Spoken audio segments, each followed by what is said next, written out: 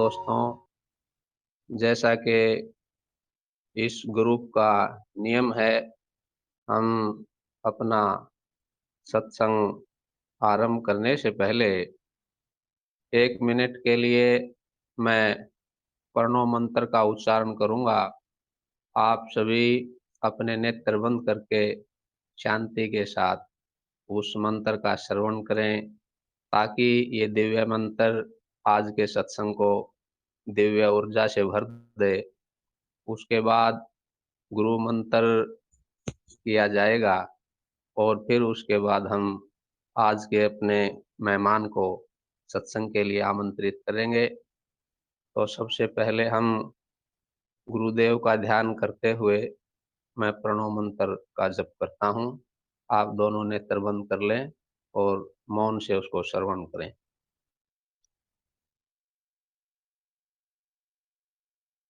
ओ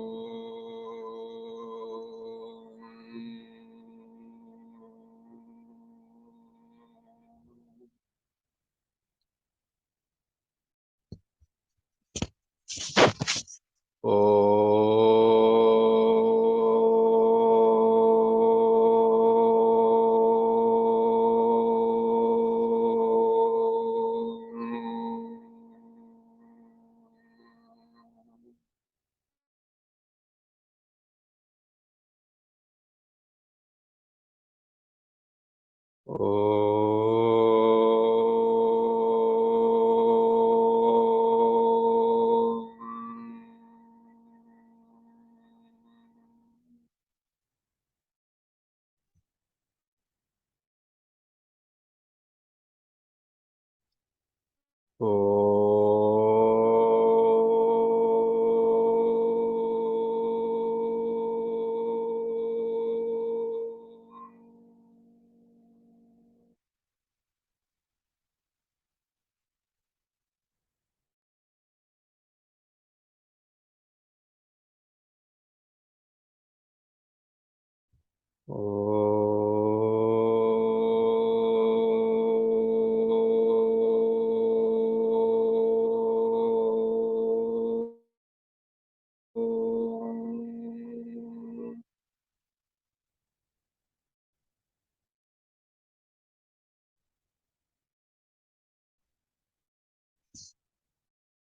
गुरुर्ब्रह्मा गुरुर्विष्णु गुरुर्देवो महेश्वरा गुरुर्साक्षात् ब्रह्मा तस्मै श्री गुरुवे नमः।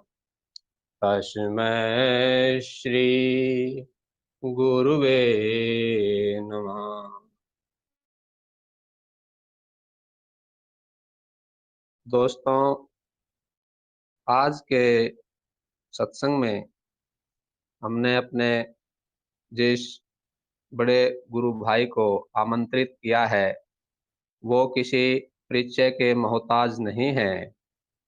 वो मेरे लिए गुरु तुल्य हैं। इसीलिए मेरे अंदर ये प्रेरणा जागृत हुई कि मैं उन्हें अपने ग्रुप में आमंत्रित करूं।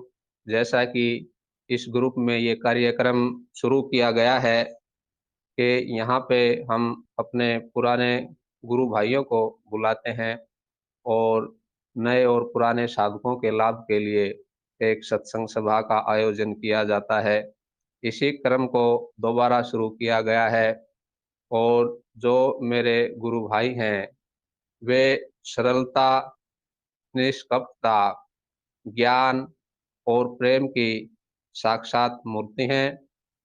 अतः मैं अश्विन जी से ये प्रार्थना करूंगा कि वो आज के सत्संग में हम सभी साधकों पे अपनी ज्ञान की वर्षा करें और इस कर्म को शुरू करने से पहले, जैसा कि इस ग्रुप का एक नियम है कि हम जिस भी मेहमान को यहाँ आमंत्रित करते हैं, सबसे पहले हम उसके जीवन के बारे में, आध्यात्मिक यात्रा के बारे में जानते हैं, जिससे साधकों को उत्साह और प्रेरणा प्राप्त होती है। तो हम सबसे पहले अश्विन जी की आध्यात्मिक यात्रा के बारे में, उनके जीवन के बारे में जानना चाहेंगे, और ज्ञान मार्ग पर आने के बाद उनके जीवन में क्या सकारात्मक परिवर्तन हुए ये जानना चाहेंगे।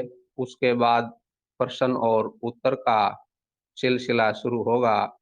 तो अश्विन जी, आपको मैं आज के सत्संग के लिए आमंत्रित करता हूँ। अपनी दिव्य वाणी से हम सबको लाभान्वित करें। प्रणाम। प्रणाम शिवम और बाकी जो साधक जुड़े हैं उन सबको भी मेरा नमन।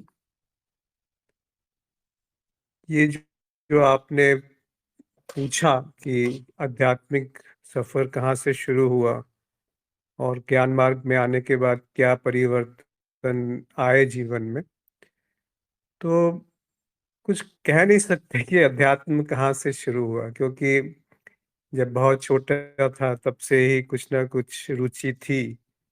और उस समय तो कुछ पता नहीं था कि क्या अध्यात्म है। वही जो माता पिता को करते हुए देखा, उसी को जीवन में उतारा। और पहले से ही कुछ ना कुछ श्रद्धा थी, कुछ एक रुचि थी, कुछ जानने की, कुछ जी समझने की। फिर धीरे धीरे कम हो गई।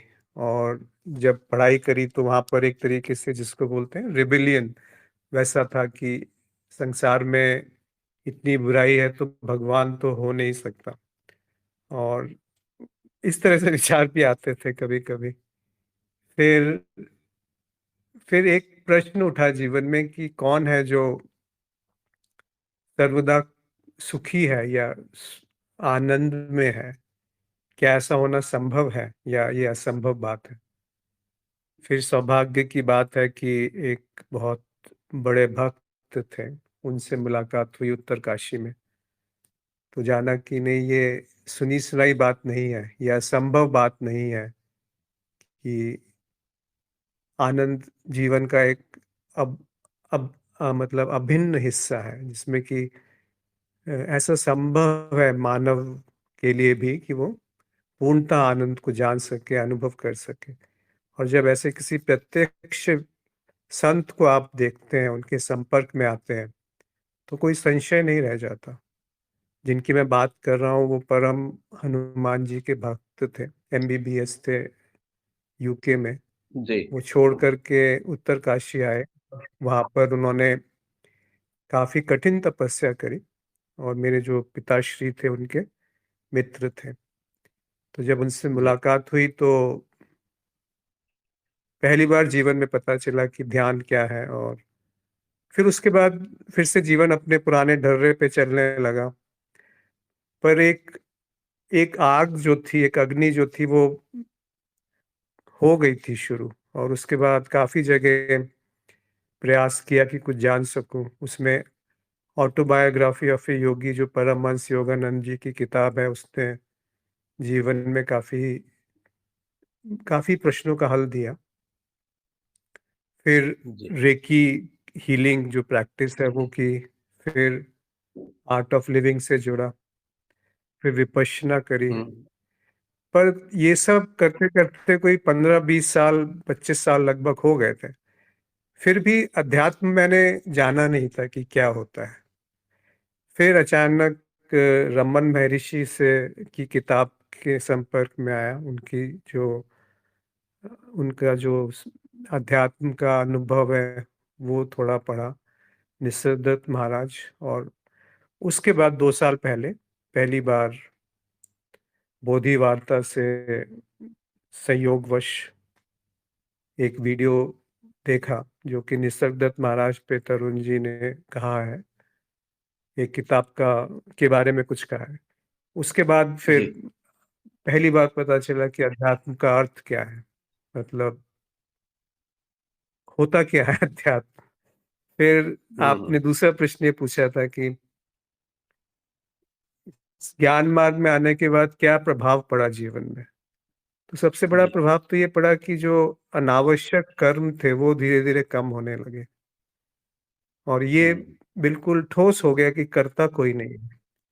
ये भी पता चल गया कि कोई इच्छा मेरी नहीं है।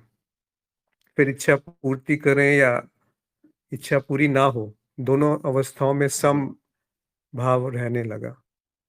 और जो मन की शांति बोलते हैं या चित्त वृत्तियां जो स्वतः शांत होती हैं, एक होता है कि आप कुछ प्रयास करके शांत करें, कि ध्यान में बैठ हम्म, गए हैं, कि भजन कर रहे हैं या कोई सत्संग में सुन रहे हैं, तभी आप शांत हैं। एक होती है कि आप जी स्वभावतः शांत होने लगे। तो अब ये प्रभाव जी। भी नहीं पड़ता कि आप कार्य कुछ किसी कार्य में कर रहे हैं या नहीं कर रहे हैं। बाहर हम्म, का वातावरण कैसा है, कुछ क्षण कुछ क्षण मतलब एक दो क्षण भी अगर आपके पास मिल गए खाली, उन उन क्षणों में जी अगर आपने अपने सांस की तरफ ध्यान ले गए या अपने शरीर की तरफ ध्यान लग गए, तो वो एक हो गए आप पूरे सृष्टि से। और जी। वही ध्यान अगर आप समष्टि की तरफ ले गए, तब भी आपको एकत्व दिखने लग गया। तो यही सबसे बड़ा हम्म, प्रभाव पड़ा कि अनावश्यक कर्म कम होने लगे, अनावश्यक विचार ढलने लगे, और एक शांति, आनंद, प्रेम की अभिव्यक्ति जीवन में आने लगी। जी। बहुत सुंदर आपकी आध्यात्मिक यात्रा रही है। देखिए दोस्तों, हमें दो तीन बातें अश्विन जी के जीवन में सीखने को मिलती हैं। पहली बात, कितनी लंबी मतलब इनकी आध्यात्मिक यात्रा रही। इन्होंने कहा कि 20 साल के करीब समय जो है विभिन्न मार्गों में चैत्य को जानने में लग गया। यानी आध्यात्मिक मार्ग जो होता है, व्यक्ति धीरे धीरे उसमें परिपक्वता की तरफ बढ़ता चला जाता है। उसकी अन्वेषण बुद्धि निरंतर सत्य को खोजती रहती है। तो इसी प्रकार हम सब ये देखते हैं कि एक साधक की यात्रा कितने लंबे समय तक जारी रहती है, तब जाके उसकी बुद्धि ज्ञान मार्ग के योग्य निर्मित होती है। दूसरी बात, इनके जीवन में जो वो महात्मा जी आए, वो कितनी सुंदर घटना है कि हम कितना भी किताबों को पढ़ लें, उनसे लाभ तो अवश्य होता है, लेकिन जब एक जीवंत व्यक्तित्व हमारे समक्ष उपस्थित होता है, तो उसके सानिध्य में हमें जो ज्ञान का प्रकाश, उपरामता, मुमुक्षा, ये सब जो प्रभाव हमारे चित्त पे आते हैं, ये अलग ही होते हैं। इसीलिए आज के समय में अच्छे साधकों की आवश्यकता है, जिनके संपर्क में रह के हमारे अंदर जागृति पैदा हो। तीसरी और अंतिम जो सबसे सुंदर बात है, वो ये जो इन्होंने बताया कि गुरुदेव की शरण में आने के बाद जो इनके जीवन में परिवर्तन आए, वो कितने सुंदर हैं। ये अवस्था कितनी सुंदर है कि इच्छा पूरी हो या ना हो, तो भी चित्त पे उसका कोई प्रभाव नहीं है। ये एक तरह से हम मान के चलिए, साधना का सबसे उत्तम फल यही है। नहीं तो एक छोटी सी इच्छा भी मनुष्य के पूरे जीवन को बर्बाद कर देती है। उसी के पीछे वो पूरी उम्र लगा रहता है, लेकिन उसके बाद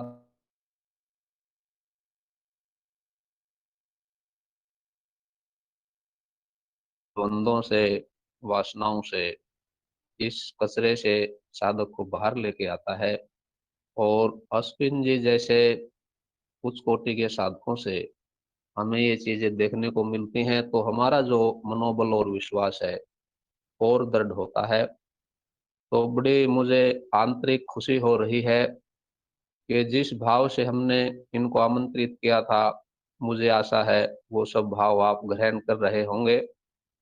तो अब इसी के साथ जो ज्यादातर साधकों के प्रश्न पूछे जाते हैं, मैं उनको एक एक करके अश्विन जी के समक्ष रखूंगा, और हम सब उनके ज्ञान का लाभ लेंगे।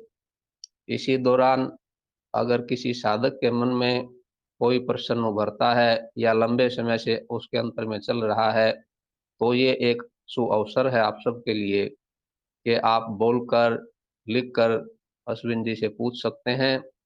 आपका कोई मत, विचार, अनुभव है, तो वो भी ग्रुप में साझा कर सकते हैं।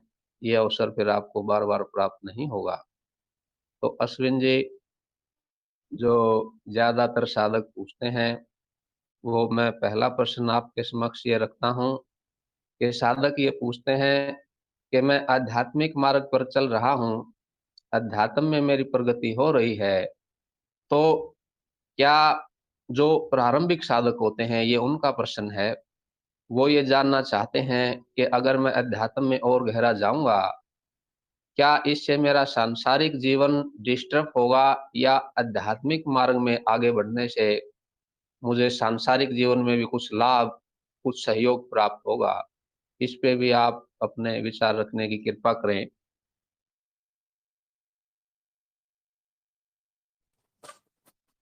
जी, ये जब अध्यात्म शुरू करते हैं तो ऐसा नहीं है कि अज्ञान का पूर्णतः नाश हो जाता है, क्योंकि अज्ञान का पूर्णतः नाश तो अध्यात्म का अंत है एक तरीके से। तो जी। कुछ साधकों की ये इच्छा रहती है कि अध्यात्म में आए हैं तो सांसारिक जो जीवन है बहुत सुलभ हो जाएगा, बहुत आसान हो जाएगा, इच्छा करते ही इच्छा पूरी हो जाएगी, आनंद शांति प्रेम तो ऐसे बरसेगा जैसे कि उसकी कोई कमी नहीं है।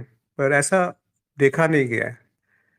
अध्यात्म का अर्थ समझना आवश्यक है, चाहे वो शुरू में साधक हो या कोई पुराना साधक हो। अध्यात्म का अर्थ है अपना स्वयं का अध्ययन, कि मैं क्या हूँ, मैं, जी। मेरा स्वरूप क्या है, मैं कहाँ से आया हूँ, मेरा लक्ष्य क्या है जीवन का, शांति क्या है, आनंद क्या है। इस तरह के जो सवाल उठते हैं, ये जीवन ऐसा क्यों है, माया क्या है, जगत क्या है, ईश्वर क्या है, जीवन क्या है, इस तरह जी। के जब प्रश्न उठते हैं तो वो साधारण से उत्तर से शांत नहीं होते हैं। तो अध्यात्म में जी। अगर आप कोई चमत्कार, कोई सिद्धि पाने के लिए आए हैं तो वो अध्यात्म नहीं है, वो कुछ और है। पर ये कहने के बाद भी जो घटनाएं अध्यात्म में आने के बाद घटती हैं, अगर सौभाग्य से आप अपने गुरु के संपर्क में आ गए, जिनको सद्गुरु कहते हैं, तो वो घटनाएं चमत्कारिक हो सकती है, पर उनके पीछे भागने की आवश्यकता नहीं है। उनके उनके प्रति भी वैराग्य ही आना आवश्यक है, तभी ज्ञान हुआ है। नहीं तो फिर आप एक संसार में जो इच्छा पूर्ति के पीछे भाग रहे थे, वैसे ही किसी अनोखे अनुभव के पीछे अध्यात्म के नाम पर भागने लगेंगे, जो कि अध्यात्म के नाम पर ऐसी ऐसे धारणाएं लोगों ने बना रखी हैं। ऐसे कुछ टीचर्स भी हैं, ऐसे जो कुछ गुरु भी हैं जो या तो स्वयं नहीं समझे, या फिर पूरी बात उन्होंने साफ साफ बताई नहीं, या साधक ने कुछ और समझ लिया जो कहा नहीं गया है, या फिर चमत्कारों के पीछे भागने का एक सिलसिला प्रारंभ हो गया। तो वो अध्यात्म नहीं है। पर अध्यात्म में आने के बाद जीवन सरल, सात्विक, सहज, सुंदर हो ही जाता है। नहीं तो जी। आपने अध्यात्म को जाना नहीं। कुछ गुरु ऐसे होते हैं, कुछ पहुंचे हुए साधक ऐसे होते हैं जो प्रपंच करते हैं, तो बाहर से ऐसा लगेगा कि उनका जीवन बहुत कठिनाई भरा है और बहुत प्रयत्न है, पर अंदर से पूर्णतः आनंद शांति और प्रेम ये सब रहता है। पर हम्म। ऐसे जो गुरु होते हैं वो कम होते हैं। उनको देख करके, उनके व्यवहार को देख करके आप पहचान नहीं सकते। इसीलिए जो जी। ज्ञानी हैं, जो संत हैं, उनको आप अपनी बुद्धि से नहीं जान सकते, फिर कैसे जाना जाए उनको। तो उनका होना मात्र आपके अंदर कुछ बदलाव पैदा कर देगा। वो सबसे बड़ा चिन्ह है कि आपको अपने गुरु से या अपने शिक्षक से, मार्गदर्शक से संबंध होने लगा है। तो वो जो बदलाव होता है जी। वो कई तरह से दिखता है। एक ये कि जीवन में कुछ कलाएं उभरने लगती हैं, फिर मन शांत रहने लगता है, आपके प्रश्न समाप्त होने लगते हैं, और धीरे जी। धीरे आप अपने स्वरूप में, अपने अपने जो भी आपका स्थिति है वहां पर आप निश्चलता पूर्वक स्थिर रह सकते हैं। ये घटनाएं जब घटती हैं तो वही अध्यात्म का अर्थ है। और ज्ञान मार्ग बिल्कुल सीधा, स्पष्ट, बिना किसी भूमिका के कहा गया है। जैसे अष्टावक्र गीता है या अवधूत गीता है, उसमें कोई भूमिका नहीं बांधी गई कि आप क्या हो, किस तरीके से आपको वहां पहुंचना है। बस ये जी। बता दिया गया कि ये सत्य है, आगे का कार्य आपका है। गुरु भी कुछ ऐसा ही हम्म। करते हैं कि आपको दिखा देते हैं कि आप, मैंने ये अनुभव किया जीवन में, मेरा ये सत्य है, तुम अपना सत्य स्वयं हम्म। खोजो। ये उसके मापदंड है। आगे की यात्रा तुम्हें स्वयं चलनी है। उस पर विश्वास मत करो जो मैं कह रहा हूँ, उसकी तरफ मत जी। देखो जो मेरा व्यक्तित्व है, उस तरफ देखो कि हम्म। जो तुम्हारे लिए जीवन में अभी आवश्यक है, जो तुम्हारे लिए जीवन में इस समय जरूरी है। उस प्रश्न को खोजो जो तुम्हें सोने नहीं दे। ऐसे प्रश्न हम्म। जो आपको बेचैन कर दें, उसको पकड़ो। हम्म। ऐसा नहीं कि कौतूहल है, एक क्यूरियोसिटी है और आप पहुंच गए अध्यात्म में। तो जितना आप गहराई में नहीं जाएंगे तो वैसे ही आपको उत्तर मिलेंगे, और उतनी ही जल्दी भ्रमित हो जाएंगे। किसी और को सुन लिया हम्म। तो कोई कहीं और पहुंच गए, फिर कुछ और करने लग गए, हम्म। फिर लगा कि नहीं कुछ और जी। होगा तब ज्यादा जीवन में बदलाव होगा। देखिए, जो सत्य है अगर वो जान लिया तो वो अपग्रेड नहीं कर सकते, उसमें कुछ जोड़ नहीं सकते आप, उसमें हम्म। कुछ घटा नहीं सकते। फिर आप जो भी ग्रंथ पढ़ेंगे, चाहे किसी भी गुरु को सुनेंगे, वो एक मनोरंजन होगा, वो एक जी। लीला है, खेल है। तो सदगुरु वही होते हैं जो अंतिम होते हैं जीवन में। उसके बाद हम्म। वो रोकेंगे नहीं आपको कि मेरे पास ही चिपके रहो, अब तुम यहाँ आ गए हम्म। हो, मुझे छोड़ के नहीं जा सकते। ऐसा नहीं कहेंगे, कभी नहीं कहेंगे। कहेंगे जाओ देखो, जितना देखना है देखो, अगर कुछ नया हम्म। सीख लिया तो मेरे पास आके मुझे बता देना, ताकि मैं भी अपने विचार बदल दूं। पर हम्म। ऐसा मिलेगा नहीं कुछ, कभी नहीं मिलेगा। बहुत सुंदर आपने व्याख्या की। और अंतिम बात बहुत ही सुंदर है कि सदगुरु वो होता है जो साधक को बांधता नहीं, स्वतंत्रता देता है और उसको ये परखने का अवसर देता है कि अब आपको जो ये ज्ञान हुआ है इसको आप परखिए, अगर इससे कुछ नया मिले तो मुझे बताइए। यानी वो साधक को अनुभव के तल पे भी ये दृढ़ता प्रदान करता है कि आप कहीं भी भटक लीजिए, अब ये जो वास्तव में ज्ञान है इससे भटकाव संभव नहीं है। आप जितना भटकेंगे उससे विपरीत उतना ही आप इस पे दृढ़ होंगे। तो गुरु को कोई भय नहीं होता, अर्थात वास्तव में ज्ञान वो है जो आपको निर्भय कर दे। आपके अंदर अगर संशय बने हुए हैं तो फिर कहीं ना कहीं ज्ञान में त्रुटि है। दूसरा प्रश्न मेरा आपसे पुराने साधकों को लेके है, जो ज्यादातर साधकों में देखने को मिलता है वो ये है कि ज्ञान होने के बाद भी साधक के अंदर लक्ष्यहीनता, वो निर्भयता, प्रयासहीनता देखने को नहीं मिलती। पहले ज्ञान होने से पहले संसारी इच्छाओं के पीछे भागता था, अब ज्ञान होने के बाद भी वो निरंतर परेशान है कि चेतना 1 मिनट तक है, 1 घंटा क्यों नहीं, 1 घंटा है तो 4 घंटे क्यों नहीं, 4 घंटे है तो अखंड क्यों नहीं। यानी चित्त जो है निरंतर उसको भविष्य की तरफ दौड़ाए रखता है। मन में ये भाव नहीं आ पाता कि विश्राम करूं, आराम करूं, शांति से सहज रूप से जीवन जीऊं। प्रयास में लगा हुआ है। अभी एक कई महीने पहले की मैं आपको घटना बताऊं, मेरे पास एक पुरानी साधिका का फोन आया। उनकी चेतना के प्रयोग काफी अच्छे चल रहे थे। उन्होंने मुझे बताया कि मुझे सौपन में भी चेतना रहने लगी है और मुझे ये ज्ञान रहता है कि ये सौपन चल रहा है। और मेरी जो जागृति इतनी बढ़ चुकी है, लेकिन अब भी मेरी जो चेतना है सूक्ष्म में प्रवेश नहीं कर पाई है और अखंड नहीं हो पाई है। तो मुझे ये भय रहता है कि किसी अवस्था में, अचेतना की अवस्था में अगर मेरी मृत्यु हो गई तो मेरी क्या दशा होगी। मुझे तो कोई ज्ञान नहीं रहेगा कि मेरा अगला जन्म क्या होगा। कृपया मेरा मार्गदर्शन करें। उनके इस प्रश्न को सुन के मुझे बड़ा दुख भी हुआ और अंदर से हंसी भी आई कि कैसा आश्चर्य है कि चेतना का अर्थ क्या है। चेतना का सिर्फ इतना ही अर्थ है कि आपको ये ज्ञान हुआ है कि आपके हाथ में कुछ नहीं है, आप दृष्टा मात्र हैं। मैंने उनको कहा कि यही तो याद रखना है कि मेरे हाथ में कुछ नहीं है। अगर इस जीव की अचेतना में मृत्यु होगी तो इसमें आप क्या कर सकते हैं।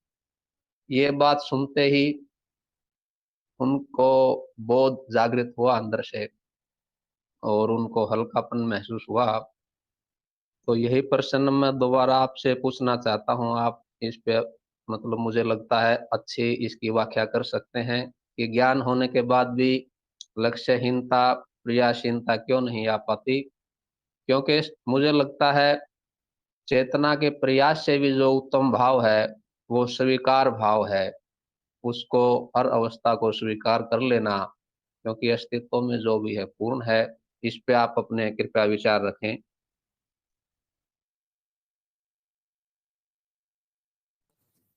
जी, उत्तर आपने स्वयं दे दिया, परंतु थोड़ा अलग शब्दों में भी अगर इसको कहा जाए तो वो यही निकल के आएगा कि जो लक्ष्यहीनता है, जो प्रयासहीनता है, ये अंतिम पड़ाव है एक तरीके से। और वो तभी आता है जब निर्दोषता होती है, जब शुद्धता होती है।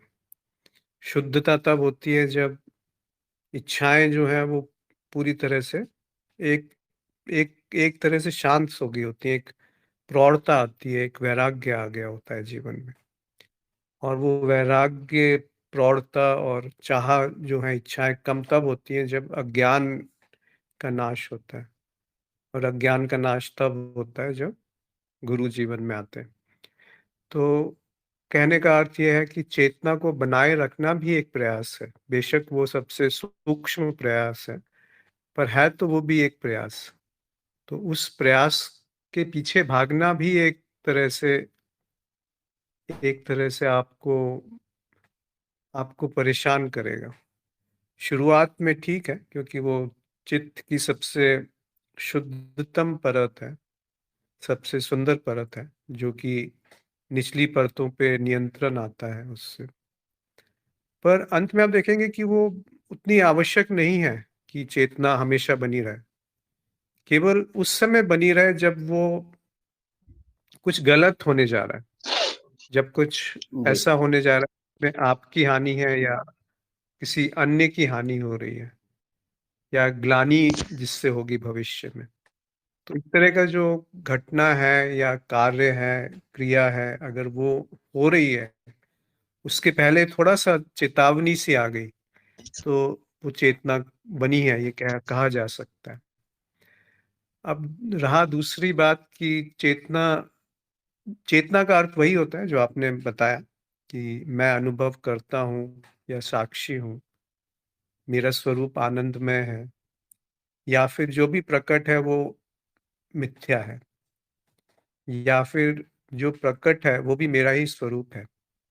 जब इस तरह की पूर्ण निष्ठा हो जाती है, जिसमें स्थिति हो जाती है, निश्चलता आ जाती है जीवन में कि ऐसा ही है और कुछ होने की संभावना ही नहीं है, तब जाकर के वो प्रौढ़ होता है, वो ठोस होता है ज्ञान।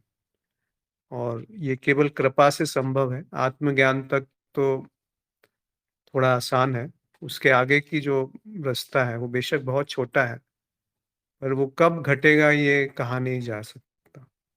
किस क्षण वो घटित हो जाएगा। जो बोध, आपने एक शब्द प्रयोग किया था, वही बोध है। हम्म। बोध का अर्थ ये नहीं कि आपको माया का संपूर्ण ज्ञान हो गया। बोध का अर्थ ये है कि आपको अपने स्वरूप का ज्ञान हो गया। अब ये बात विरोधात्मक है कि आप अपने स्वरूप को जान नहीं सकते किसी अनुभव के तौर पे, पर यही सत्य है कि जो अनुभव है वो भी आपका स्वरूप है।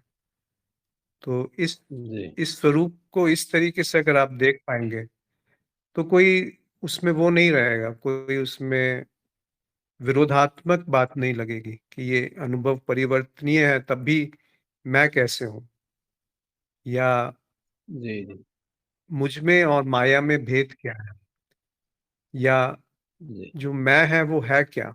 इसको कभी आप नकार देते हो कि अहंकार अच्छा नहीं है, और कभी कहते हो कि मैं के सिवा कुछ नहीं है। तो ये दोनों जो जी बातें हैं, ये एक साथ सत्य कैसे होगी? क्योंकि मेरे होने के बिना कुछ भी होना संभव नहीं है, चाहे वो एक स्थूल अनुभव हो या सूक्ष्म अनुभव हो। अगर मैं नहीं, तो ये सांस को कौन जानेगा कि सांस चल रही है कि नहीं चल रही। अगर मैं नहीं, हम्म, तो विचारों को कौन देख पाएगा। अगर मैं नहीं, तो ये जी आकाश तत्व को कैसे जाना जाएगा। अगर मैं नहीं, तो सूरज है ये कौन कहेगा। तो अधिकतर ये जाना गया है, देखा गया है कि माया इतना पर्दा डाल देती है बुद्धि पर कि आप जी अपने आप को अस्थिर मान लेते हैं कि मैं आता जाता रहता हूँ, और ये दुनिया जो है ये स्थित है। और जी वाकई में तो उल्टा है कि आप स्थित हैं और बाकी जो भी है वो परिवर्तन है। और इसको इसलिए नहीं समझ में आता क्योंकि आप देखते हैं कि कुछ व्यक्ति मर गए, हम्म, पर दुनिया तो बनी है। तो आप ये एक निष्कर्ष निकाल लेते हैं कि जब ये शरीर भी समाप्त हो जाएगा, तब भी दुनिया बनी रहेगी। तो इसका अर्थ हुआ कि दुनिया स्थिर है और मैं अस्थिर हूँ, अनित्य हूँ, और दुनिया नित्य है। जी पर ये जी आपने जो मूल भूल इसमें करी है, वो ये करी है कि आपने अपने आप को शरीर मान लिया, और वो जी शरीर के साथ तादात्म्य करके उसको उसके साथ एक होकर के ये निष्कर्ष पे आ गए कि दुनिया नित्य है और मैं अनित्य हूँ। क्योंकि वो जब आपने कहा मैं अनित्य हूँ, आपने अपने आप को शरीर मान लिया या मन मान लिया। पर आप इसी क्षण अभी देखिए ना कि जो मन है उसको जानने वाला मन से भिन्न होना ही चाहिए, और जो जी मन को जान रहा है वो हमेशा स्थिर है, हमेशा अनित्य है, हमेशा अपरिवर्तनीय है। तो उसके जी आधार पे मन टिका है। तो मन का जो आधार है वो आप स्वयं हो। तो अहम जी ब्रह्म, अहम विष्णु, अहम महेश, मतलब वो जो अहम है वो वाला अहम नहीं है जो अपने आप को शरीर या मन मानता है। ये वो अहम है जो इस मन का भी साक्षी है। उस अहम की जब बात होती है तो उस अहम में अहम ब्रह्मस्मि जो शब्द है वो वहीं से निकल के आता है कि वो अहम ब्रह्मन है। वो अहम व्यक्ति नहीं है। एक होता है व्यक्ति निष्ठ कुछ मानना, और एक होता है समष्टि। तो वो व्यष्टि नहीं है, वो समष्टि है।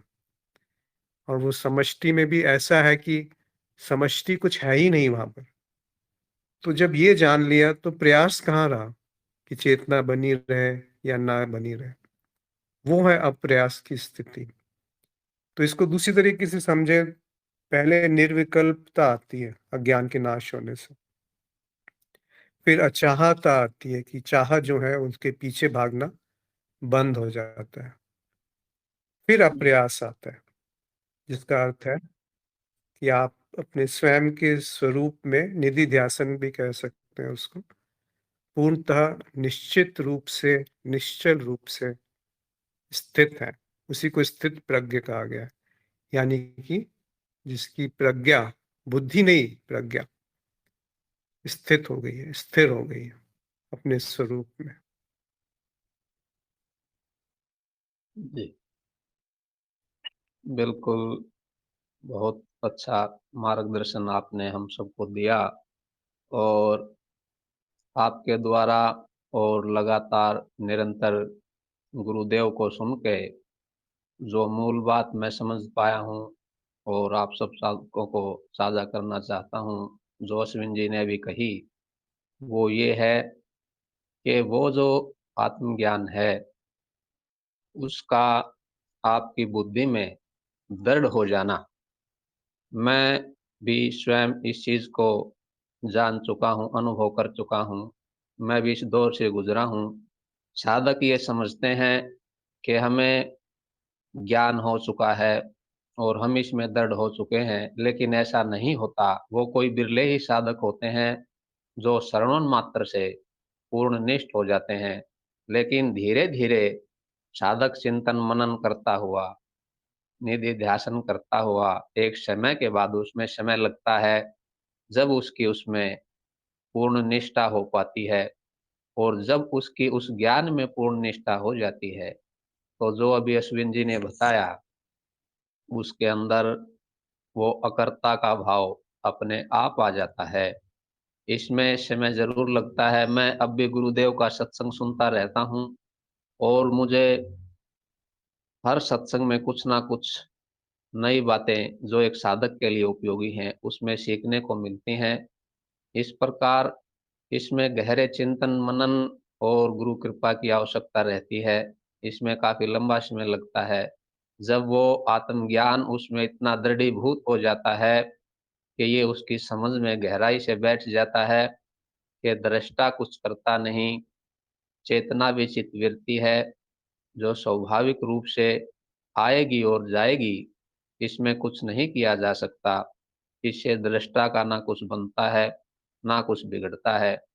जब ये भाव चित्त में दृढ़ हो जाता है तब सहज रूप से शांति और आनंद की अवस्था उसके चित्त में प्रकट होती है। जो उसके दृष्टा का स्वभाव है वो उसके चित्त में भी झलकने लगता है और साधक आनंदित हो जाता है।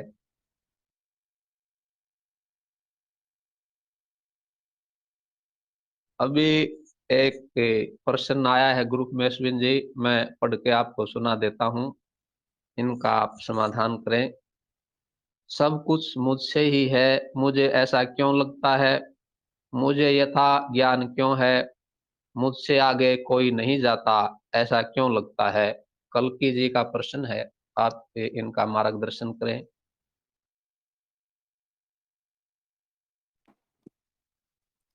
सब कुछ मुझसे ही है, मुझे ऐसा क्यों लगता है? मुझे यथा ज्ञान क्यों है? मुझसे आगे कोई नहीं जाता, ऐसा क्यों लगता है? जब तक लगता है तो ज्ञान कहाँ हुआ? लगता है अर्थ है कि ऐसा है या नहीं है, ये एक संदेह है। एक एक अभी भी कुछ उसमें निष्ठा नहीं आई, तो लगना नहीं, जो है उसे देखें। क्या ऐसा है कि सब कुछ मुझसे है? ये मुझसे है तो एक भेद तो बन गया ना, कि मैं हूं और मुझसे कुछ है और कुछ अन्य भी है, वो जो मुझसे है। तो ये तो बहुत बड़ा भेद हो गया। तो मुझसे कैसे हुआ और सब कुछ क्या है? अगर सब कुछ मुझसे है तो वो तो मुझसे भिन्न होना चाहिए, कि मैंने उसको कृत्य किया या किसी और ने बनाया, लेकिन वो है मुझसे। तो ये तो काफी कुछ इसमें समझ का फेर है। फिर लगता है, फिर मुझे यथा ज्ञान क्यों है? अगर आपको यथा ज्ञान है तो ये भ्रम क्यों है कि सब कुछ मुझसे है? आप क्या हैं? मुझसे आगे क्यों, आगे कोई नहीं जाता, ऐसा क्यों लगता है? आपसे आगे कौन कहाँ जा सकता है? आपसे आगे जाने के लिए पहले आपको अपने आप को पहचानना होगा। और जो कोई और है जो आपसे आगे जा रहा है या नहीं जा रहा है, वो कौन है? तो जब ये कहते हैं ना कि मैं ही सब में हूं, सब कुछ मुझ में है, सर्वभूतेषु चात्मनि सर्वभूतानि चात्मनि, ये सुनने में बहुत सुंदर लगता है, पर इसका अर्थ क्या है? आपने सब क्या मान लिया? मैं क्या मान लिया? और दोनों में क्या संबंध मान लिया? फिर ये क्यों कह दिया कि सब कुछ मुझ में है और मैं ही सब में हूं? ये कैसे संभव है? या तो सब कुछ आप में है या आप सब में हो, दोनों एक साथ कैसे हो सकता है? तो जो आप परिभाषित करते हैं शब्दों को, सब, ये सब कहाँ से उत्पन्न हो गए? तो ये सारे शब्द जो हैं, ये एक संकेत है, ये अधूरे शब्द हैं। अहम ब्रह्मस्मि, ये अहम क्या है और ब्रह्मन क्या है? कैसे अहम कह सकता है कि मैं ब्रह्म हूँ? इसको तो इसको तो बहुत सारे जो पंडित हैं वो मानने से, मतलब वो कहते हैं कि बहुत अहंकार है तुम में ये कह रहे हो कि अहम ब्रह्मस्मि। जब तुम्हारी मृत्यु होगी तब पता चलेगा तुम अहम ब्रह्मस्मि कहते फिरते हो। तो कहने का अर्थ ये है कि इनको सुनना नहीं है, इनको एक तरह से बार बार बोलना नहीं है, किसी को समझाना नहीं है, इनको देखना मात्र है कि क्या ऐसा है। और अगर ऐसा नहीं है तो उसको गहराई से जानना है कि क्यों ऐसा नहीं है। क्यों ये कह दिया कि ये जगत मिथ्या है? क्यों शंकर बोल के चले गए ब्रह्मम सत्यम जगत मिथ्या, जीव ब्रह्मेव न परा? क्यों कह दिया उन्होंने ऐसा? कहाँ से ये प्रतीत होता है कि ये सब भ्रम है? ये सब तो सत्य है। अगर नहीं तो जीवन काल तो 100 वर्ष का ही है। तो अज्ञान का पूर्ण नाश आवश्यक है, उसकी अभिव्यक्ति उतनी आवश्यक नहीं है कि आप किस शब्दों का प्रयोग करके वहां तक पहुंच रहे हैं। इसीलिए जो अवधूत गीता का पहला श्लोक है उसमें ही कहा गया है कि ये जो जिज्ञासा है, ब्रह्म की जो पिपासा है, जो इच्छा है, वो केवल ईश्वर की कृपा से ही उपलब्ध होती है। और वो कृपा जो है सदगुरु जीवन में आने की जो घटना है, वो एक घटना है, वही सबसे महत्वपूर्ण घटना है। जब आप, फिर भ्रम नहीं होगा, फिर लगेगा नहीं, फिर निष्ठा हो जाएगी कि ऐसा ही है। फिर पूछेंगे नहीं, और अगर कोई पूछेगा नहीं तो बताएंगे भी नहीं, क्योंकि जब तक प्यास नहीं जागी तो कोई जान नहीं पाएगा कि वो क्या है। आपका समय नर्थ होगा, व्यर्थ होगा। तो ऐसा है कि जिसका समय आ जाता है उसको पता चल जाता है, और जिसका समय नहीं आता वो बेशक कितना भी प्रयास कर ले, वो एक तैयारी मात्र है उसको जानने की, जो आपका स्वरूप है, जो आप स्वयं है, जो आपसे कभी जुदा नहीं हुआ। जो मैं की बात कहते हैं कि मुझे सब, मुझ में सब है, मुझसे सब कुछ मुझ में है। तो ये जो मैं है, वो मैं ऐसा है कि सब कुछ हटाते जाओ, सब कुछ हटाते जाओ एक एक करके, फिर भी जो रह गया वो मैं है, फिर भी जो बच गया वो मैं है। जो इस मैं को जान रहा है कि ये मैं है, वो मैं है। वो जो इस मैं की अनुपस्थिति को जान रहा है कि कभी मैं गायब हो जाता है, जैसे कि आप किसी ऐसे कार्य में लिप्त हो गए जिसमें आप पूरी तरह से उसकी आप पूरा ध्यान उसमें एकाग्र हो गया, तो मैं नहीं रहा कुछ क्षण के लिए। तो जब वो मैं नहीं रहा तो उसको भी किसी ने जाना, वो मैं है। जैसे स्वप्न में एक नया मैं चरित्र निर्माण हो जाता है, उसको भी जो जान रहा है वो मैं है। वैसे ही निद्रा में दोनों ही गायब हो जाते हैं, शरीर और मन, फिर भी जो उसको जान रहा है वो मैं है। जो हटा ही नहीं जा सकता वो मैं है। उस हटाने के प्रयत्न को भी जो जान रहा है, जो चेतना के अभाव को भी जान रहा है, वो मैं है। उस मैं की बात कही गई है अहम ब्रह्मस्मि। उस मैं को बयान कहा किया है, उसको गाया है शंकर ने, शिवोहम शिवोहम शिवो स्वरूपो हम। अब ये शिव स्वरूप एक ही शब्द है, ऐसा नहीं कि शिव अलग है और स्वरूप अलग है। जो शव है और उस शव को जो जान रहा है, उसमें जो चैतन्य है वो शिव है। तो उस चैतन्य के अलावा सब कुछ शव है।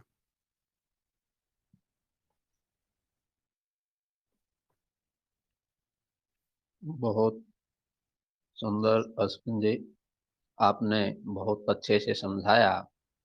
इसमें एक दो बात मैं अपनी तरफ से ये जोड़ना चाहूंगा, जिससे कल्कि जी को और अच्छी तरह वो चीज समझ में आए।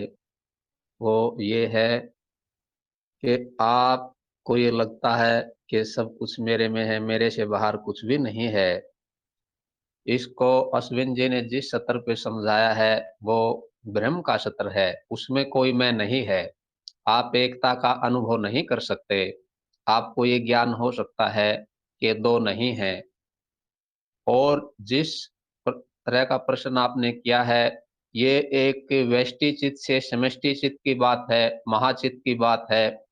कि जैसे जीव भाव में व्यक्ति ये अनुभव करता है कि ये शरीर मैं हूँ, उसके जो अहम है अभी उसका व्यष्टि शरीर तक सीमित है। जब वही अहम विराट तक फैलता है, महाचित्त तक वो विकास क्रम करते हुए जाता है, तब उसको ये अनुभव होता है सब कुछ मैं ही हूँ, मेरे से आगे कुछ नहीं है। ये एक माया के अंतर्गत विषय है। लेकिन जो सबसे अंतिम है वो यही है कि सब एक है। उसमें फिर ये कोई अनुभूति नहीं है कि सब मेरे में है, मेरे से अलग है, क्योंकि वहां एकता में कोई अनुभूति संभव ही नहीं है। अनुभूति द्वैत का विषय है। तो बहुत अच्छा जो आपने ज्ञान मार्ग के हिसाब से जवाब दिया। और इनका जो प्रश्न है, ये एक मन का भावनात्मक सत्र होता है जब व्यक्ति को ऐसा लगता है, और अनुभव का सत्र तो बहुत बाद का विषय है। अगला प्रश्न अमित जी का है। अश्विन जी, मैं आपको पढ़ के सुना देता हूँ। क्या आत्मज्ञान से सभी प्रश्न गिर जाते हैं, या ब्रह्म ज्ञान होने पर, या कब प्रश्न समाप्त हो जाते हैं? ये पूछना चाहते हैं वो स्थिति कब प्राप्त होती है जब व्यक्ति के सभी प्रश्न गिर जाते हैं। इस पे आप इनका मार्गदर्शन करें।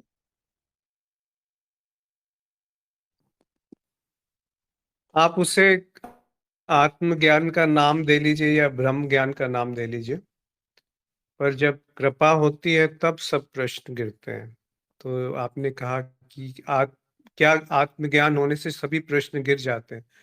ऐसा नहीं कहा जा सकता कि आत्मज्ञान होने से सभी प्रश्न गिर जाते हैं, क्योंकि आत्मज्ञान होने के बाद भी कभी कभी फिर से प्रश्न आने लगते हैं। फिर से जो पूर्णतः उसमें अगर निष्ठा नहीं आई, उसमें स्थिति नहीं आई, तो फिर से पुराने ढर्रे पे जीवन चलने लगता है। पर जो ब्रह्म ज्ञान की स्थिति है उसके बाद प्रश्न आने लगभग संभव नहीं है, क्योंकि प्रश्नों का उत्तर नहीं मिलता है। ये शायद आप थोड़ा मनन करेंगे तो समझ जाएंगे। प्रश्न समाप्त हो जाते हैं, उनका जो मूल से नाश हो जाता है प्रश्नों का। वो कब संभव है? जब बुद्धि में शुद्धता आती है, जब जो विघ्न है वो समाप्त होने लगते हैं, जब निर्दोषता का आविर्भाव होता है, जब उसका जन्म होता है, तब आप देख पाएंगे कि जो भी प्रश्न है वो कहीं ना कहीं अज्ञान से उत्पन्न है। तो जब अज्ञान का समूल नाश हो जाता है तब प्रश्न समाप्त हो जाते हैं। तो वो केवल कृपा से ही संभव है। वो आत्मज्ञान के नाम कह दीजिए या ब्रह्म ज्ञान का नाम से पुकार लीजिए, वो दोनों एक संज्ञा है, एक तरीके से उपाधि है। किसमें उपाधि है? आपके स्वयं के ऊपर ये सारी उपाधियां चढ़ाई गई हैं कि ये आत्मज्ञान हो गया, ब्रह्म ज्ञान हो गया। वास्तव में क्या हुआ है? वास्तव में ये हुआ है कि जो मान्यताएं थी, जो अवरोध थे, जो मतारोपण था, जो अज्ञान था, वो हटा है। वो हटने से जो प्रकट था, जिसके होने से ये मान्यताएं, मतारोपण को जाना जा रहा है, वो अपने जो निर्मूल, निर्मूल का अर्थ है मतलब मौलिक रूप में वो प्रकट है। ये ये जानकारी जो है, ये ज्ञान जो है, ये उपलब्ध हो जाता है उस समय। उस घटना को आप ब्रह्म ज्ञान कह सकते हैं, उस घटना को आप कृपा कह सकते हैं। और ये तभी संभव है जब आपके जीवन में सदगुरु। तो घूम फिर के बात वहीं पहुंचती है। अब ये सब लोग शायद इसमें सहमत ना हो कि गुरु को इतना क्यों महत्व दिया जाता है, पर यहाँ पर भी फिर से स्पष्ट करना चाहूंगा कि गुरु व्यक्ति की बात नहीं हो रही है, ये गुरु तत्व की बात हो रही है। और वो जो गुरु तत्व है, वो सदगुरु आपको अपने गुरु तत्व से भेंट करा देंगे। और वो जब भेंट होगी तो जिस गुरु तत्व में वो सदगुरु है, वही गुरु तत्व आपके अंदर प्रकट है। तो फिर वो तत्व में कोई भेद नहीं दिखेगा। अब उस तत्व को आप कुछ भी नाम दे दीजिए, फिर चाहे उसको साक्षी कह लीजिए, चाहे उसको गुरु क्षेत्र कह लीजिए, चाहे उसको आत्मन कह लीजिए, या आप स्वयं जो है, इस क्षण जो है, इस क्षण जो देख रहा है, इस क्षण जो सुन रहा है, इस क्षण जो बोल रहा है, वो उससे भिन्न नहीं है जो इस क्षण सुन रहा है। अगर भिन्नता है तो वो सतही रूप पे भिन्नता है, एक ऊपरी तौर पे भिन्नता है, पर जो तत्व है वो एक है। जब ये समझ में आ गया तो प्रश्न कहाँ से उठेगा, कौन पूछेगा, और क्या प्रश्न उठेगा, और कौन उत्तर देगा? तो वो स्थिति है जब प्रश्न का समूल नाश हो जाता है, वो मूल रूप से हट जाते हैं।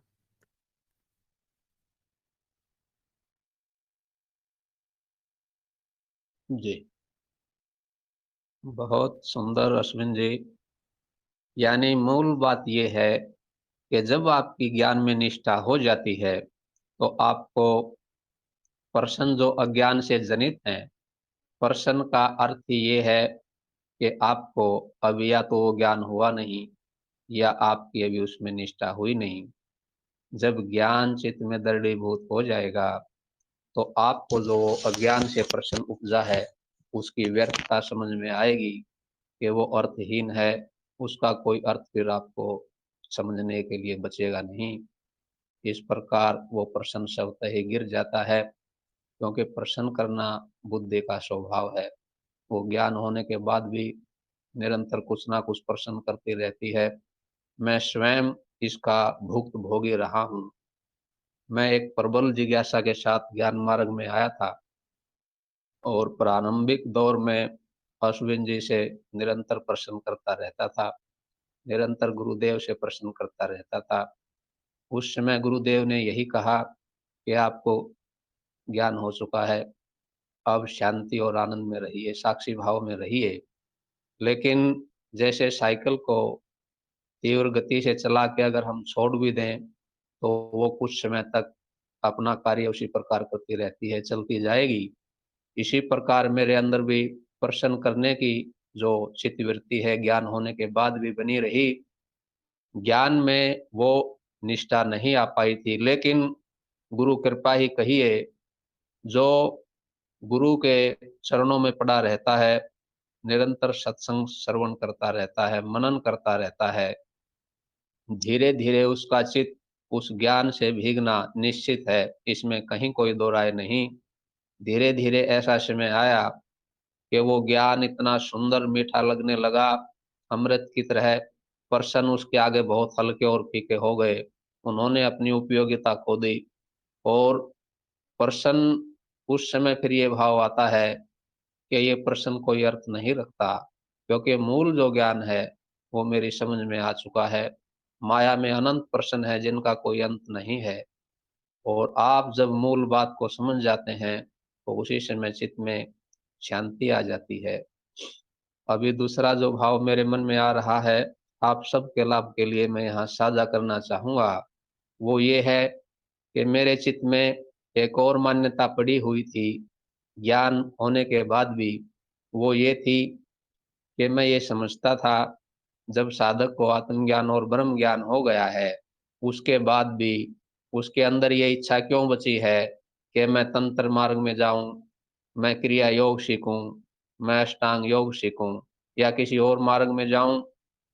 तो मुझे लगता था ऐसा क्यों है, क्या उसको ज्ञान नहीं हुआ? अगर ज्ञान हो गया है तो फिर वृत्ति या इच्छाएं सूक्ष्म लोक में जाने की क्यों है? लेकिन धीरे धीरे ये समझ में आया कि ज्ञान होने का मतलब ये नहीं है कि चित्त एकदम पूरी तरह से शुद्ध हो गया है। ज्ञान होने के बाद भी चित्त में अशुद्धियां रहती हैं। उन अशुद्धियों या इच्छाओं वासनाओं की वजह से साधक दूसरे मार्गों में भी जाके देखना चाहता है, उन पे चलना चाहता है। लेकिन गुरुदेव ने बहुत सुंदर सूत्र हम सबको दिया है कि आप किसी भी मार्ग पे चलिए, चेतना का, ज्ञान में रहने का सूत्र पकड़ के रखिए।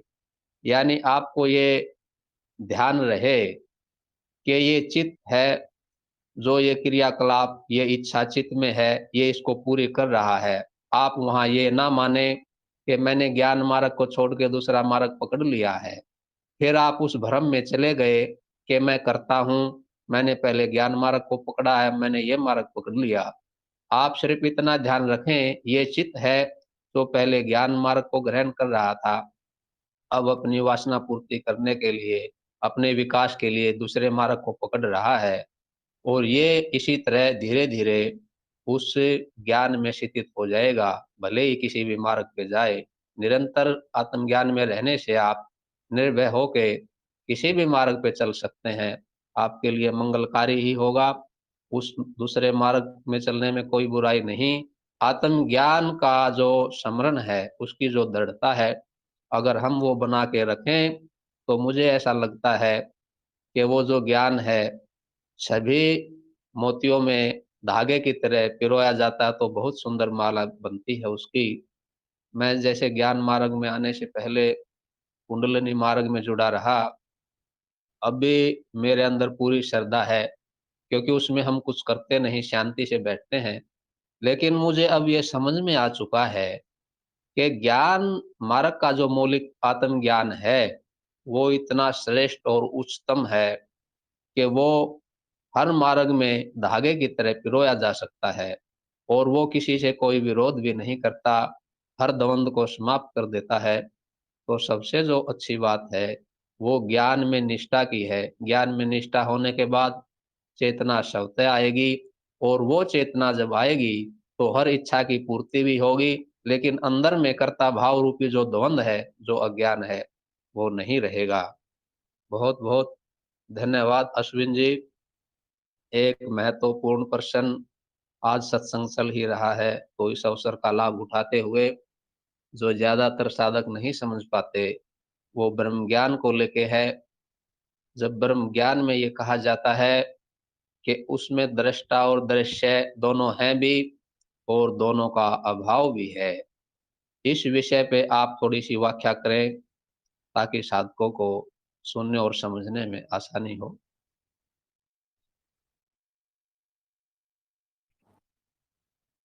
जी, जो आपने कहा कि अनुभव और अनुभवकर्ता यानी साक्षी और साक्ष्य, दृष्टा और दृश्य, वो हैं भी और नहीं भी हैं। तो इस पे बहुत बार चर्चा हो चुकी है, पर मिट्टी और घड़ा, वो घड़ा है भी और नहीं भी है। हम मिट्टी से वो भिन्न नहीं है। ऐसे ही सागर और लहर, लहर है भी और नहीं भी है, और पानी से वो भिन्न नहीं है। तो जब हम कहते हैं कि ब्रह्म ज्ञान की बात होती है, तो वहाँ पे दो हैं या दो नहीं हैं, दोनों ही वाक्य अर्थहीन है। कि दो हैं तो फिर दो नहीं है, ये कहना गलत हो जाएगा। और अगर दो नहीं है तो फिर दो हैं, ये कैसे कह सकते हैं? तो इसको बुद्धि से नहीं समझा जा सकता कि वहां पर दृष्टा और दृश्य का अभाव है और दोनों प्रकट है। क्योंकि आपका जो अनुभव है, प्रत्यक्ष अनुभव है, वो केवल द्वैत का है। उसमें आपने कभी ये नहीं देखा कि अनुभव का कभी अभाव हुआ है, और आपने कभी ये भी नहीं देखा कि अनुभवकर्ता का कभी अभाव हुआ है, और आपने ये भी कभी नहीं देखा कि दो हैं। अगर आप इसको गहराई से जांचेंगे, तो ये असंभव है कि दो हो सकते हैं। क्यों कहा जा रहा है कि असंभव है? क्योंकि जिस स्तर पे जो है, उस स्तर पे ही वो अनुभव किया जा सकता है। तो जब आप चित्त बोलते हैं, नाद बोलते हैं, स्मृति कहते हैं, माया कहते हैं, वो सब एक मॉडल है, एक प्रतिरूप है बुद्धि को शांत करने के लिए, प्रश्नों को समाप्त करने के लिए। पर अंत में जो मौलिक है वो है केवल अनुभव, और जो मौलिक है वो है अनुभवकर्ता। जब सब अस्तित्व को आप दो में समेट लेते हैं, एक साक्षी और साक्ष्य, दृष्टा और दृश्य, अनुभवकर्ता और अनुभव, तब एक आखिरी प्रश्न बच जाता है, क्या ये दो है? फिर यहाँ पर बुद्धि जान ही नहीं सकती कि ये क्या कहा जा रहा है इसके परे, क्योंकि बुद्धि स्वयं जब भी उपलब्ध होगी तो द्वैत में उपलब्ध होती है। और जो बात हो रही है वो ये प्रश्न है कि क्या ये दो हैं? तो कैसे जानेंगे? बुद्धि शांत हो जाती है, जब बुद्धि का विलय हो जाता है तो आप जो उपलब्ध है वो अद्वैत है। अब बुद्धि का विलय क्या इस क्षण नहीं है? इस क्षण बुद्धि को कौन जान रहा है? इस क्षण बुद्धि को कौन जान रहा है? अगर इस प्रश्न पे थोड़ी देर टिक जाए और उस पे टिके रहें, ऐसा नहीं कि बुद्धि को जानने वाला साक्षी है, उत्तर मिल गया, ऐसे नहीं। आत्मा है, अनुभव करता है। अनुभव करता कैसे जान रहेगा बुद्धि को? उसमें तो कोई बदलाव नहीं है, कोई परिवर्तन नहीं है, तो वो कैसे जानेगा? वो तो कुछ करता भी नहीं है। तो वो वैसे उत्तर पे शांत मत होइए। ये देखिए कि बुद्धि का स्रोत क्या है? कहाँ से उत्पन्न हो रही है? कहाँ से उसमें विकार आते हैं? कहाँ से उसमें संशय उत्पन्न हो रहे हैं? और कौन उन संशय को जान रहा है? कौन ये समझ रहा है कि बहुत सुंदर विचार आया? कौन उसको पकड़ने का प्रयास कर रहा है? कौन उससे दूर जाने का प्रयास कर रहा है? तो बुद्धि के जब स्रोत की तरफ आप जाना चाहेंगे, बढ़ना चाहेंगे, तो वो जो प्रयास है कि मुझे अपने स्रोत को जानना है, क्योंकि बुद्धि नहीं है तो आपका होना भी एक तरह से निरर्थक हो जाएगा। जैसे जैसे कोई पागल हो जाता है, अपने अपने आप पे नियंत्रण खत्म हो जाता है, तो हुआ क्या? उसको ये बुद्धि नहीं रही कि मैं शरीर हूँ, ये शरीर से कुछ उपयोग किया जा सकता है, या ये जो मन है इससे कुछ उपयोग हो सकता है, और ये नियम है संसार के। वो सब पागल को नहीं पता होते ना, जो अपने मस्तिष्क से नियंत्रण छूट जाता है जिसका। तो उसको आप देख पाइए कि जब बुद्धि का नियंत्रण छूट गया और वो छोड़ने के बाद जो बचा, जो उस नियंत्रण के बिना भी है और उस समय भी है जब नियंत्रण है, तो आप जान जाएंगे कि वो बुद्धि से परे कुछ है जो बुद्धि में समा नहीं सकता। उसको अद्वैत कहा गया है। और वो जो अद्वैत है, जो भी तत्व है, अज्ञेय कह लीजिए, शून्य कह लीजिए, उसमें दो होने की संभावना है ही नहीं, वो असंभव है। उस स्तर पे जो बात कही गई वो है कि ये दो नहीं है। अब ये जो वाक्य कहा मैंने अभी कि उस स्तर पे बात कही गई, वास्तव में उस स्तर के अलावा कुछ है ही नहीं। तो जो भी द्वैत है वो भी एक एक तरह से उसका कॉम्प्रोमाइज है। एक तरीके से आप एक निचले स्तर पे आके कह रहे हैं कि द्वैत है, क्योंकि वही अनुभव है। पर जो अनुभव का तत्व है वो उतना ही सूक्ष्म है जितना साक्षी है। ये मत समझ लेना कि साक्षी जो है वो अनुभव से कोई उच्चतर अवस्था है, कोई अनोखी अवस्था है। अनुभव भी उतना ही अज्ञेय है जितना साक्षी अज्ञेय है, क्योंकि वो दो नहीं है, वो एक है। लेकिन जब भी वो प्रकट होते हैं तो वो दो में ही प्रकट होते हैं। जैसे घटाकाश और महाकाश, वो दो कहाँ है? तो जो उसको जान रहा है मन, वो दो कैसे हो गए? और जो मन को जान रहा है वो दो कैसे हो गए? ये तो बहुत सरल है। जो मन से सूक्ष्म है उसमें विभाजन कैसे हो सकता है?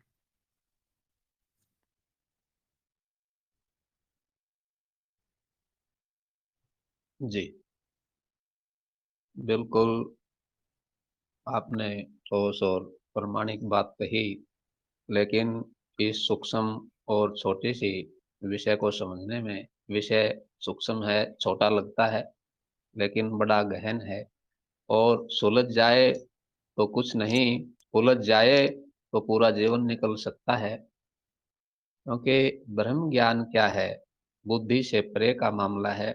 लेकिन विभिन्न मार्गों और मतों मान्यताओं से घिरी हुई बुद्धि, जिसमें से मैं स्वयं भी रहा हूँ, उसको समय लगता है ये बात समझने में कि कोई ऐसा तत्व भी है जो बुद्धि की पकड़ से बाहर है। जब बुद्धि अनवर्त अपनी उछल कूद करती है, अथाह प्रयास करती है और अपनी सीमाओं को पहचान लेती है, एक पानी का बुलबुला पूरे समुद्र को जानने की कोशिश करता है, और इस प्रयास में वो ये जान जाता है कि उसकी औकात क्या है। एक सौपन का जो पात्र है, वो सौपन दृष्टा को जानने का प्रयास करता है। धीरे धीरे एक न एक दिन ये समझ में आ जाता है कि ये प्रयास व्यर्थ है। उसको बुद्धि के द्वारा कभी नहीं जाना जाएगा, क्योंकि बुद्धि स्वयं माया का एक छोटा सा भाग है। वो सत्य को कैसे जान सकती है? वो समर्पण कर सकती है, और समर्पण इस ज्ञान से आएगा कि ये भेद जो अनुभव होता है, ये होता रहेगा, लेकिन ये मिथ्या है। क्योंकि सौपन सौपन दृश्य दृष्टा से कभी भिन्न नहीं हो सकता। इतना ही आप जान सकते हैं। उसका अनुभव करेंगे कैसे? क्योंकि अनुभव तो द्वैत में होता है। अद्वैत का तो अर्थ ही इतना है कि आप हैं, होना मात्र हैं, जिसका वो ज्ञान आपको नहीं हो सकता। आप बस हैं। अगर कुछ ज्ञान अनुभव हो रहा है एकता का, तो वो एकता फिर मिथ्या ही है। यही विभिन्न मार्गों पे चल के अंतिम ज्ञान, आत्मज्ञान और ब्रह्म ज्ञान, जो गुरुदेव की कृपा से हमें डायरेक्ट सीधा प्राप्त हुआ है। हजारों साल मेहनत, सैकड़ों साल मेहनत करने, कई जन्म मेहनत करने के बाद यही ज्ञान प्राप्त होगा विभिन्न मार्गों पे चल के, कि आत्मज्ञान और ब्रह्म ज्ञान क्या है जो गुरुदेव ने दिया है। कुछ साधक ऐसे हैं, शुद्ध अंतःकरण के हैं, प्रखर बुद्धि के हैं, जो ज्ञान मार्ग में जुड़ने के बाद इस ज्ञान में अवस्थित हो चुके हैं। बहुत से साधक अभी ऐसे हैं जिनके अंदर अभी दूसरे मार्गों की कुछ और इच्छाएं बची हुई हैं। लेकिन अगर ये ज्ञान चित्त में दृढ़ हो गया, तो किसी भी मार्ग पे चले जाएं, धीरे धीरे इसी मार्ग में, इसी ज्ञान पे उनकी निष्ठा निश्चित रूप से होगी। उनको भी घबराने की जरूरत नहीं है। कारण एक ही है, गुरुदेव ने जो हमें परिभाषा दी है, ज्ञान हर काल, हर अवस्था में एक जैसा रहता है। वो कोई सा भी स्थान हो, कोई भी अवस्था हो। आत्मज्ञान और ब्रह्म ज्ञान परिवर्तनीय नहीं है, ये शाश्वत है। एक बार जिसको हो गए, समय भले ही कितना लंबा लग जाए, निष्ठा निश्चित रूप से होगी दोस्तों। तो निरंतर इस पे चलते रहिए। ब्रह्म ज्ञान भी कभी ना कभी समझ में आ जाएगा। आत्मज्ञान तक जो पहुंच गया है, धीरे धीरे गुरु कृपा से अनुभूति के लालच को छोड़ दें, इसमें समर्पण और स्वीकार भाव को लेके आए, घटना अपने आप घटित होगी। बहुत बहुत धन्यवाद अश्विन जी। बहुत ही सुंदर तरीके से आपने हम सबको समझाया।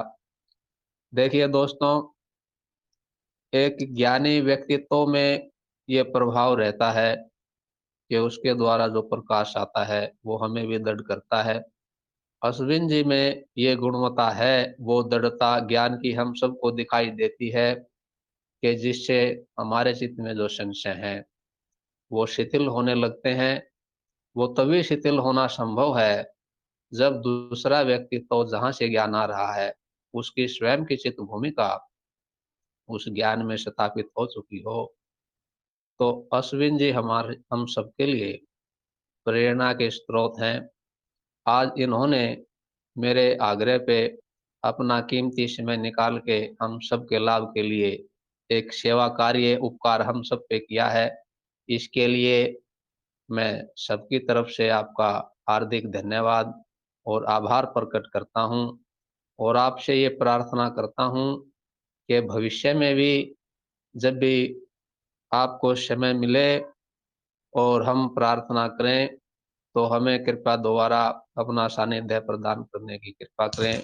बहुत बहुत धन्यवाद, आभार अश्विन जी, आज के सत्संग के लिए। आभार आपका भी, और वो सभी मित्रगण जो जुड़े हैं आज के सत्संग में अपना समय निकालने के लिए, और जो भी जानकारी साझा करी गई उसको अपने जीवन में उतारें, देखें। ऐसा नहीं कि बहुत कुछ ज़्यादा जानता हूँ मैं किसी से, अन्य से। सब एक ही मूल छोटा सा ज्ञान है, और उसमें स्थिति रहे, उसमें एक तरह से प्रौढ़ता आए, उसमें निश्चलता आए। इसी शुभेच्छा के साथ आप सबका बहुत बहुत आभार। धन्यवाद अश्विन जी। दोस्तों, गुरु क्षेत्र ने इस जीव के अंतरकरण में ये प्रेरणा जागृत की है कि ऐसे ही महान हस्तियों को मैं आप सबके लाभ के लिए इस सत्संग में आमंत्रित करता रहूं। ये क्रम इसी प्रकार अनवरत रूप से चलता रहे, ये मेरी इच्छा है, और आप सब लाभान्वित होते रहे। इसी श्रृंखला में भविष्य में भी एक महान व्यक्तित्व से दोबारा फिर हम मुलाकात करेंगे। तब तक के लिए आप सबका धन्यवाद, प्रणाम।